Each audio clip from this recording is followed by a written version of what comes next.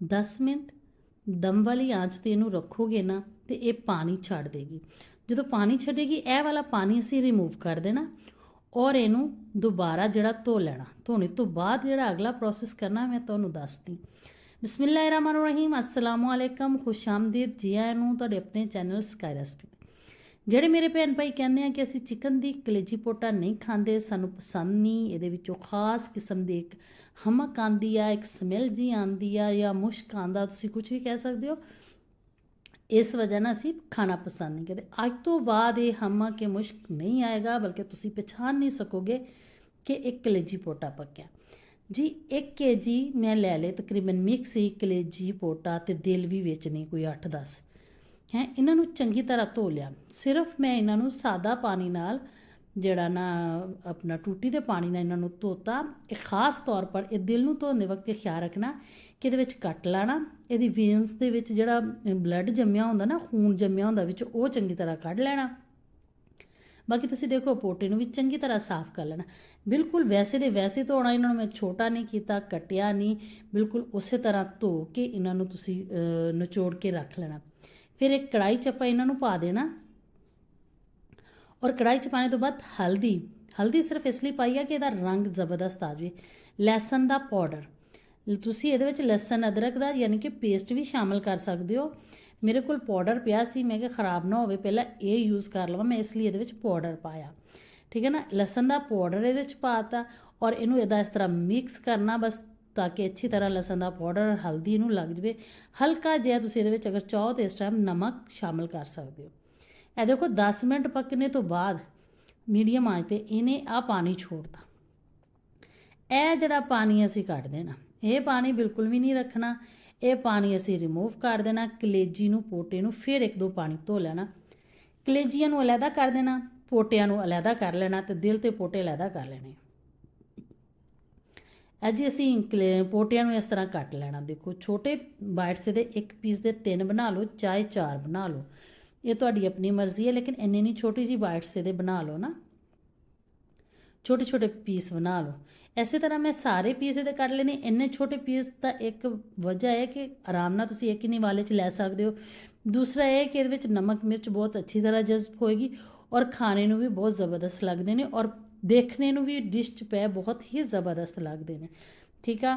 ਔਰ ਅੱਛਾ ਜੀ, ਇਸ ਦੇ ਨਾਲ ਹੀ ਆ ਦੇਖੋ ਤੁਸੀਂ ਦਿਲ ਪਿਆ ਨਾ, ਦਿਲ ਦੇ ਪਿੱਛੇ ਨਾ ਇੱਕ ਛੋਟਾ ਜਿਹਾ ਇਹਦਾ ਵੇਨਸ ਹੁੰਦੀਆਂ ਜਿਹਦੇ ਵਿੱਚੋਂ ਬਲੱਡ ਜਾਂਦਾ, ਇਹ ਅਸੀਂ ਰਿਮੂਵ ਕਰ ਦੇਣੀ ਆ। ਦੇਖੋ ਇਸ ਤਰ੍ਹਾਂ ਬਿਲਕੁਲ ਇਹਨੂੰ ਵੀ ਸਾਫ਼ ਕਰ ਲੈਣਾ। ਅਗਰ ਤੁਸੀਂ ਚਾਹੋ ਤਾਂ ਇਹਦੇ 2 ਪੀਸ ਬਣਾ ਲਓ ਦਰਮਿਆਨ 'ਚੋਂ ਕੱਢ ਕੇ, ਨਹੀਂ ਤਾਂ ਸਿੰਗਲ ਪੀਸ ਵੀ ਇਹਦਾ ਬੈਸਟ ਹੀ ਆ।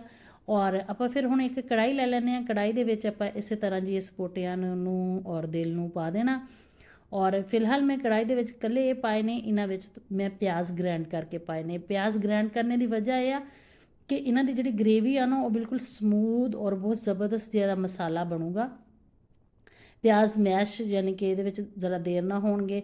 ਅਗਰ ਸਾਬਤ ਕੱਟ ਕੇ ਪਾਉਂਦੇ, ਅਗਰ ਤੁਸੀਂ ਇਸ ਤਰ੍ਹਾਂ ਪਾਓਗੇ ਨਾ ਗ੍ਰੈਂਡ ਕਰਕੇ, ਤਾਂ ਬਹੁਤ ਜ਼ਬਰਦਸਤ ਜਿਹਾ ਸਮੂਥ ਜਿਆਦਾ ਜਿਹੜੀ ਆ ਗ੍ਰੇਵੀ ਬਣ ਕੇ ਤਿਆਰ ਹੋਗੀ। ਲਸਣ ਪਾਊਡਰ 1 ਖਾਣੇ ਦਾ ਚਮਚ, ਸੁੱਕਾ ਧਨੀਆ 1 ਖਾਣੇ ਦਾ ਚਮਚ ਔਰ ਜੀ ਤੁਸੀਂ ਨਮਕ ਪਾ ਦਿਓ ਹਸਬੇ ਜ਼ਾਇਕਾ, ਹਲਦੀ ਪਾ ਦਿਓ ਔਰ ਇਹਨਾਂ ਸਾਰੀਆਂ ਚੀਜ਼ਾਂ ਨੂੰ ਕਰ ਲਓ ਮਿਕਸ ਔਰ ਕਵਰ ਲਾ ਕੇ ਇਹਨੂੰ ਰੱਖ ਦਿਓ 10 ਮਿੰਟ ਲਈ ਪੱਕਣ ਲਈ। ਕਿਉਂਕਿ ਪਿਆਜ਼ ਦੇ ਵਿੱਚ ਪਾਣੀ ਆ, ਪੋਟਿਆਂ ਦੇ ਵਿੱਚ ਤੇ ਪਾਣੀ ਨਹੀਂ ਹੋਣਾ ਹੁਣ, ਕਿਉਂਕਿ ਪੋਟੇ ਬਿਲਕੁਲ ਖੁਸ਼ਕ ਹੋ ਚੁੱਕੇ ਨੇ। ਲੇਕਿਨ ਪਿਆਜ਼ ਕਿਉਂਕਿ ਪਾਣੀ ਪਾ ਕੇ ਥੋੜਾ ਜਿਹਾ ਗ੍ਰੈਂਡ ਕੀਤਾ, ਪਿਆਜ਼ ਦਾ ਆਪਣਾ ਪਾਣੀ ਵੀ ਹੁੰਦਾ ਤੇ ਇਹਦੇ ਵਿੱਚ ਜਦੋਂ ਪਾਣੀ ਛੋੜੂਗਾ ਨਾ ਤੇ ਇਹਦੇ ਵਿੱਚ ਪੋਟਿਆਂ ਨੇ ਨਰਮ ਹੋ ਜਾਣਾ। ਇਹਨਾਂ ਨੂੰ ਪਹਿਲੇ ਇਕੱਲੇ ਪਕਾਉਣ ਦੀ ਵਜ੍ਹਾ ਵੀ ਇਹ ਹੈ ਕਿ ਥੋੜੇ ਜਿਹੇ ਸਖਤ ਹੁੰਦੇ ਨੇ ਕਲੇਜੀ ਨਾਲੋਂ, ਇਹਨਾਂ ਨੂੰ ਅਸੀਂ ਨਰਮ ਕਰ ਲੈਣਾ। ਆ ਦੇਖੋ ਮਾਸ਼ਾਅੱਲਾ ਜੀ, ਨਾਲੇ ਪਿਆਜ਼ਾਂ ਨੇ ਆਪਣਾ ਪਾਣੀ ਛੱਡਤਾ, ਕੁਛ ਨਰਮ ਹੋ ਗਏ, ਪਿਆਜ਼ਾਂ ਦੀ ਗ੍ਰੇਵੀ ਵੀ ਜਿਹੜੀ ਸਮੂਥ ਜੀ ਬਣ ਗਈ ਆ। ਹੁਣ ਇਹਦੇ ਵਿੱਚ ਮੈਂ ਕੱਟੇ ਹੋਏ ਅਦਰਕ ਪਾਇਆ, ਤੁਸੀਂ ਚਾਹੋ ਤੇ ਇਹਦੇ ਵਿੱਚ ਗ੍ਰੈਂਡ ਕੀਤਾ ਹੋਇਆ ਜਾਂ ਅਦਰਕ ਪਾ ਸਕਦੇ ਹੋ ਕੁੱਟੇ ਹੋਇਆ। ਔਰ ਇਹਦੇ ਵਿੱਚ ਪਾਣੀਆਂ ਹਰੀਆਂ ਮਿਰਚਾਂ 3 ਤੋਂ 4 ਅਦਦ, ਕਿਉਂਕਿ ਇਹ ਹਰੀਆਂ ਮਿਰਚਾਂ ਬਹੁਤ ਤੇਜ਼ ਆ ਇਸ ਲਈ ਮੈਂ 3 ਤੋਂ 4 ਪਾਈਆਂ। ਇਹਦੇ ਵਿੱਚ ਇਹਦੀ ਮਿਰਚ ਦੀ ਜਿਹੜੀ ਸਪਾਈਸੀ ਆ ਨਾ, ਮੈਨੂੰ ਚਾਹੀਦਾ ਸਪਾਈਸੀਪਨ ਉਹ ਤਕਰੀਬਨ ਪੂਰਾ ਹੋ ਜਾਣਾ। ਹਾਫ ਪਿਆਲੀ ਆਇਲ ਦੀ ਇਹਦੇ ਵਿੱਚ ਜਾਏਗੀ। ਫਿਲਹਾਲ ਤੁਹਾਨੂੰ ਲੱਗ ਰਿਹਾ ਹੋਵੇਗਾ ਕਿ ਥੋੜਾ ਆਇਲ ਜ਼ਿਆਦਾ, ਨਹੀਂ, ਜਦੋਂ ਇਹਦੇ ਵਿੱਚ ਕਲੇਜੀ ਐਡ ਕਰਨੀ ਹੈ ਨਾ ਤਾਂ ਫਿਰ ਇਹ ਆਇਲ ਬਿਲਕੁਲ ਥੋੜਾ ਹੋ ਜਾਏਗਾ।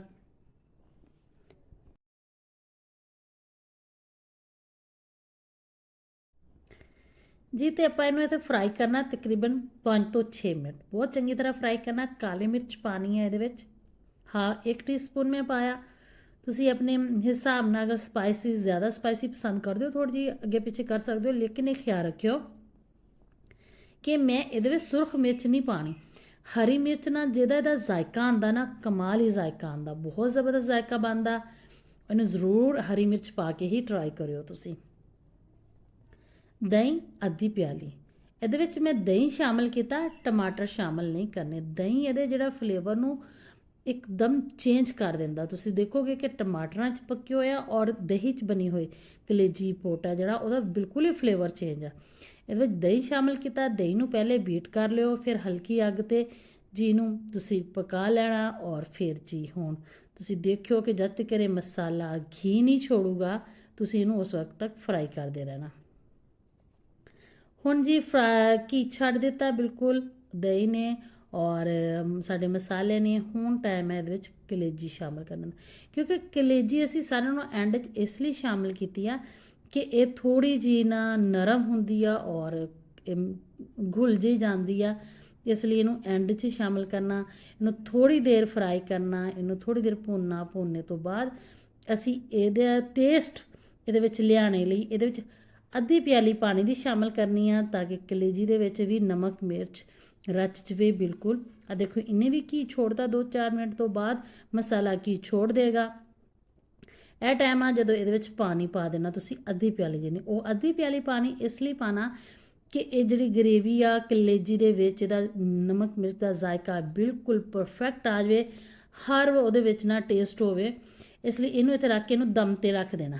ਦਮ 'ਤੇ ਰੱਖਣਾ ਤੁਸੀਂ ਇਹਨੂੰ 10 ਮਿੰਟ ਲਈ, ਮੀਡੀਅਮ ਜੀ ਲੋ ਮੀਡੀਅਮ ਆਂਚ 'ਤੇ ਨਾ। 10 ਮਿੰਟ ਦੇ ਬਾਅਦ ਤੁਸੀਂ ਜਦੋਂ ਕਵਰ ਉਠਾਓਗੇ ਇਹਦੀ ਖੁਸ਼ਬੂ ਨਾਲ ਤੁਹਾਡਾ ਕਿਚਨ ਮਹਿਕ ਜਾਏਗਾ, ਜੋ ਕੀ ਹੀ ਜ਼ਬਰਦਸਤ ਮਾਸ਼ਾਅੱਲਾ ਖੁਸ਼ਬੂ ਕੀ ਛੋੜਤਾ ਗਰੇਵੀ ਨੇ। ਔਰ ਜ਼ਬਰਦਸਤ ਖਾਣੇ ਦਾ ਟੇਸਟ, ਤੁਸੀਂ ਇਹਦੀ ਖੁਸ਼ਬੂ ਤੋਂ ਕੋਈ ਪਛਾਣ ਨਹੀਂ ਸਕੇਗਾ ਕਿ ਇਹ ਤੁਸੀਂ ਕਲੇਜੀ ਪੋਟਾ ਬਣਾਇਆ, ਬਲਕਿ ਕੋਈ ਦੇਖ ਕੇ ਔਰ ਖਾ ਕੇ ਚੱਖ ਕੇ ਤੁਹਾਨੂੰ ਦੱਸ ਸਕੇਗਾ ਕਿ ਇਹ ਕਲੇਜੀ ਪੋਟਾ ਹੈ। ਮਾਸ਼ਾਅੱਲਾ ਇੰਨੀ ਜ਼ਬਰਦਸਤ ਦੀ ਖੁਸ਼ਬੂ। ਔਰ ਇਹਦੇ ਵਿੱਚ ਥੋੜਾ ਜਿਹਾ ਅਸੀਂ ਜੀ ਗਰਮ ਮਸਾਲਾ ਡਾਲਦੇ ਹਾਂ। ਗਰਮ ਮਸਾਲਾ ਡਾਲਣ ਤੋਂ ਬਾਅਦ ਇਹਨੂੰ ਅਸੀਂ ਸਰਵ ਕਰਦੇ ਹਾਂ। ਤੁਸੀਂ ਚਾਹੋ ਇਹਨੂੰ ਰੋਟੀ ਦੇ ਨਾਲ, ਉਬਲੇ ਹੋਏ ਚਾਵਲਾਂ ਦੇ ਨਾਲ ਵੀ ਸਰਵ ਕਰ ਸਕਦੇ ਹੋ, ਬਹੁਤ ਹੀ ਜ਼ਬਰਦਸਤ ਲੱਗਦੇ ਨੇ ਜੀ। ਤੇ ਹੁਣ ਤੁਸੀਂ ਜਿਨ੍ਹਾਂ ਮੇਰੇ ਭੈਣ ਭਾਈਆਂ ਨੂੰ ਕਲੇਜੀ ਪੋਟਾ ਪਸੰਦ ਨਹੀਂ ਨਾ ਹੈਗੇ, ਹੁਣ ਇਸ ਤਰੀਕੇ ਨਾਲ ਬਣਾ ਕੇ ਖਾ ਕੇ ਦੇਖਿਓ। ਇਨਸ਼ਾਅੱਲਾ ਤੁਸੀਂ ਫਿਰ ਇਹਨੂੰ ਫਰਮਾਇਸ਼ 'ਤੇ ਬਣਾ ਕੇ ਖਾਇਆ ਕਰੋਗੇ। ਬਹੁਤ ਮਜ਼ੇ ਦੇ ਔਰ ਟੇਸਟੀ ਬਣਦੇ ਆ ਔਰ ਇਹ ਬਹੁਤ ਗਜ਼ਾਈਅਤ ਵਾਲੀ ਜਿਹੜੀ ਹੈ ਨਾ ਰੈਸਪੀ ਆ, ਜਿਗਰ ਨੂੰ ਤਾਕਤ ਦੇਣੇ ਵਾਲੀ ਕਲੇਜੀ ਆ।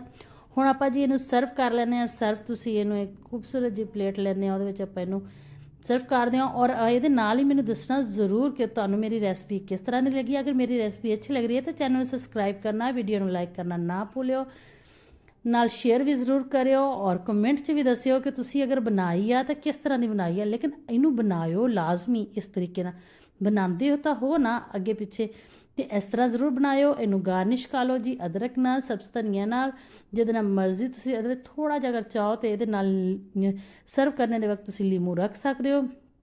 ਇਹਦੇ ਨਾਲ ਹੀ ਤੁਸੀਂ ਆਪਣਾ ਰੱਖੋ ਖਿਆਲ। ਮੈਨੂੰ ਦਿਓ ਇਜਾਜ਼ਤ, ਅੱਲਾ ਸੋਨੇ ਦੇ ਹਵਾਲੇ।